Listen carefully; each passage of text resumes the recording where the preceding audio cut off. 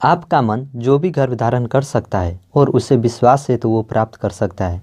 ये कहना है दुनिया के सबसे बड़े महान motivational speaker and self help लेखक नेपोलियन हिल का।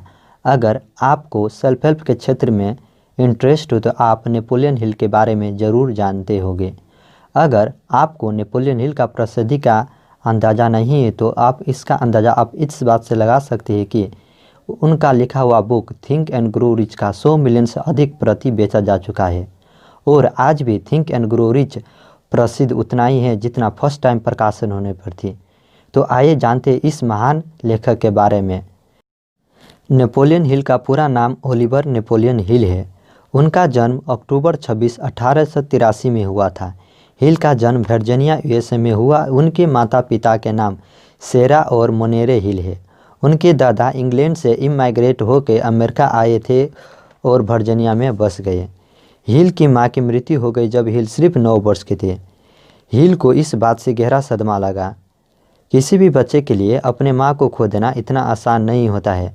2 साल बाद उनके पिता ने फिर मराथा नाम के लड़की से शादी कर ली।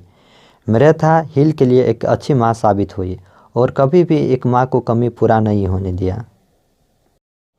13 वर्ष की उम्र में हिल ने एक माउंटेन रिपोर्टर ग्रुप में लिखना शुरू किया अपने पिता के समाचार पत्र के लिए।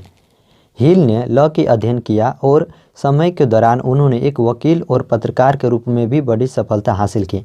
एक बार हिल को दुनिया के प्रसिद्ध पुरुषों की सफलता की कहानियों की एक श्रृंखला लिखने के लिए काम दिया गया और उनका बड़ा ब्रेक तब आया जब उन्होंने स्टील किंग एंड्रयू कार्नेगी का इंटरव्यू लिया, जो उस समय के सबसे बड़े धनवान और पावरफुल व्यक्ति थे।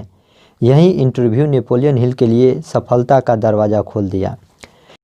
इंटरव्यू के दौरान हिल ने कार्नेगी से बहुत सा प्रश्न किया। इसी दौरान कार्नेगी ने हिल से कहा, देखो मुझे पता है कि ज़्यादातर लोग अपने लाइफ में फेल हो गए खुद से सफलता पाने की राह में, क्योंकि सफलता पाने का नियम यूनिवर्सल है। सफलता पाने का नियम हर एक के लिए एक जैसा ही काम करता है। ये बेहतर कि वो अपने से सीखने से बजाय हम जैसे लोगों से सीखे जो ऑलरेडी सक्सेसफुल हैं।